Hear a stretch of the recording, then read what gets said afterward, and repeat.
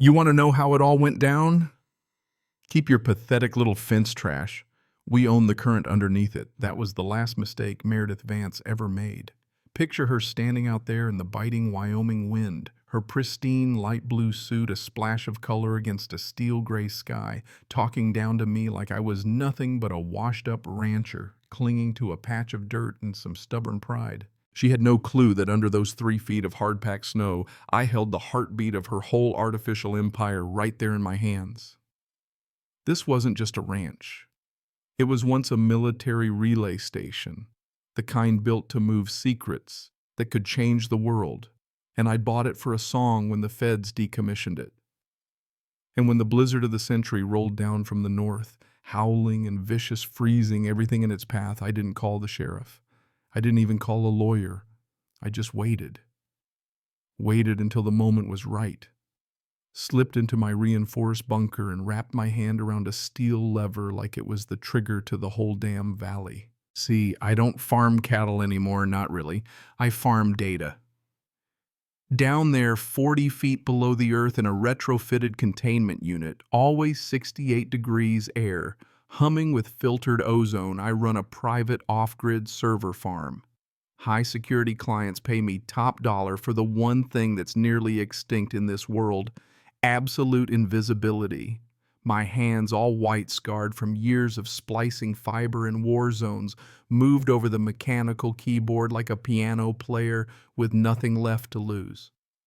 I heard the cooling fans, that soft hum that's usually a comfort, but today, a red warning line snapped across my screen.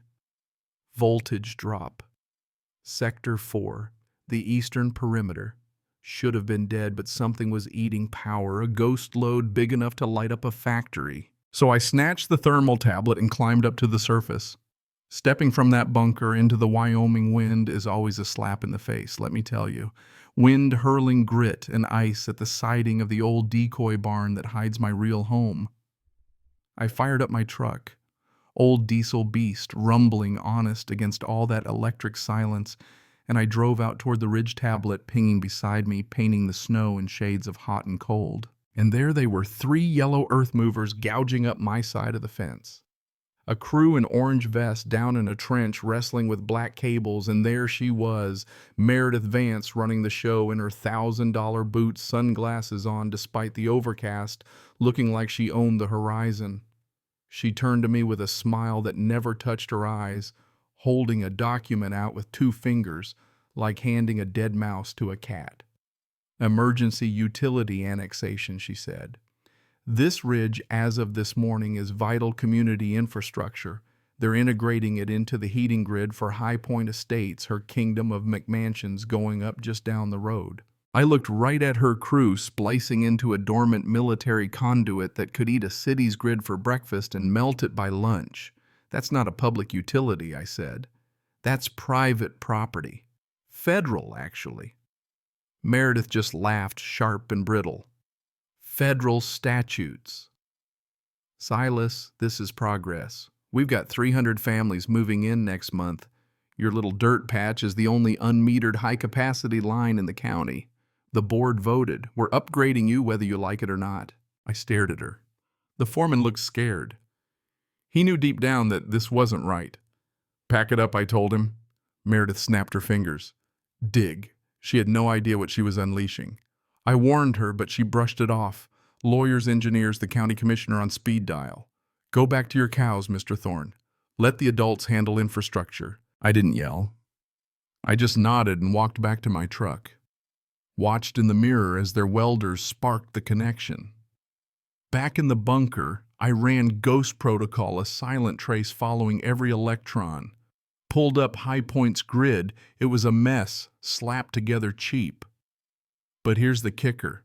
They weren't just stealing a little juice. They were rerouting everything. The drone feed showed it houses glowing hot driveways, radiating heat, even the fountain steaming in the winter air. They were heating pavement in a Wyoming blizzard, dumping the entire load onto my line, their green geothermal energy just a lie for Meredith to pad her pockets. At that pace, they'd burn out my exchange units in 2 days. And if that happened, my servers holding whistleblower data financial records for people who'd risked their necks would fry. But more important than any of that was Ara. She's 14, daughter of an old friend living down here in the bunker, fighting for every breath.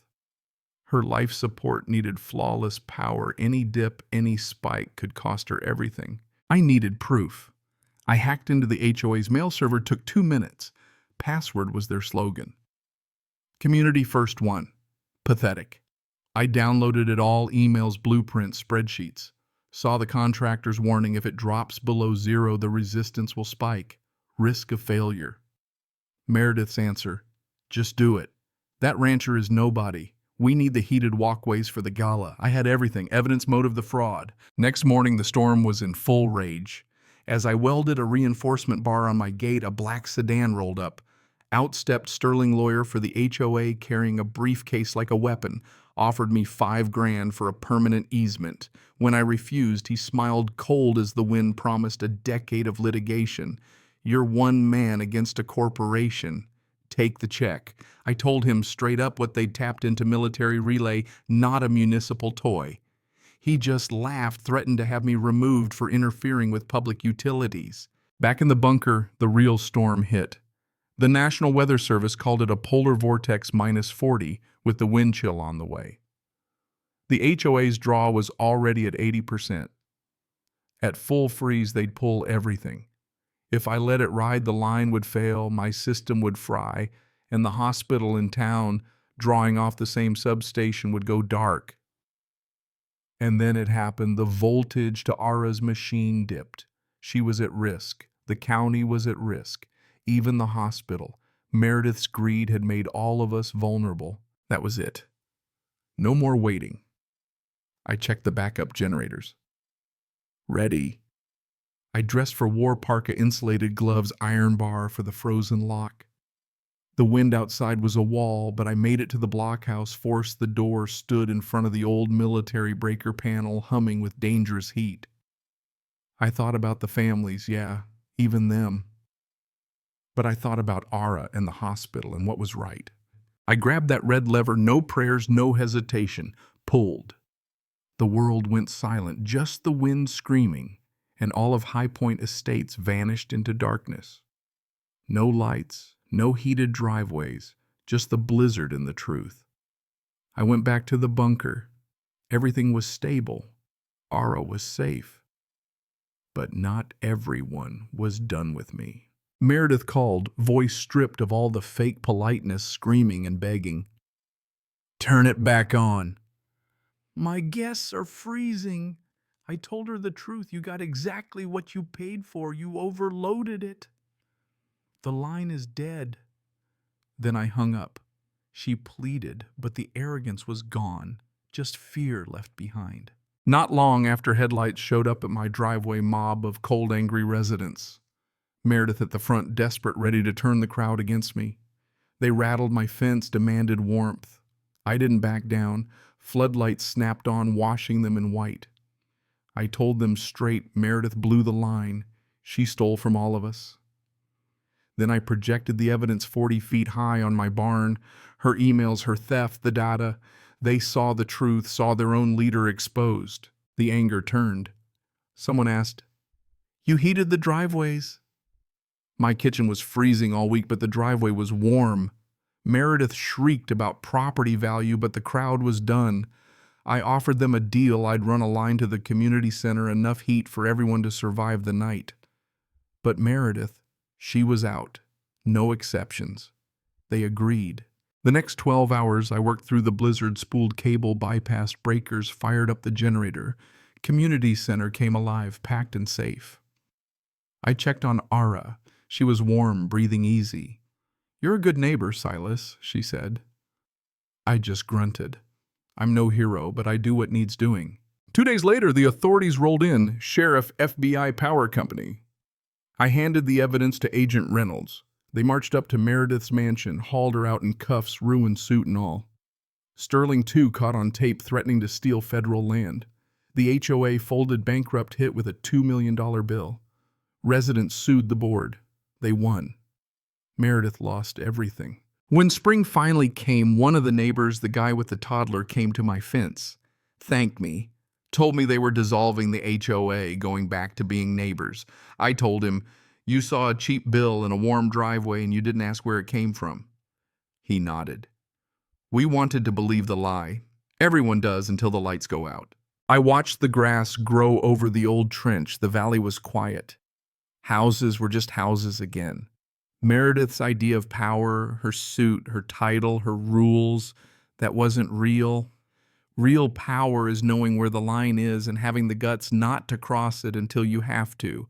Power is keeping people safe even when they don't know it. It's discipline, not dominance. Down here it's quiet, warm, and safe. Outside winter can rage all it wants. I've got the switch. The siege is over. Justice served cold. So let me ask you, when it comes down to right and wrong, to power and greed and the law, what would you have done? Would you let your neighbor freeze to save your own, or would you risk it all to do the right thing? Drop your thoughts in the comments. Let's see where you stand when the lights go out.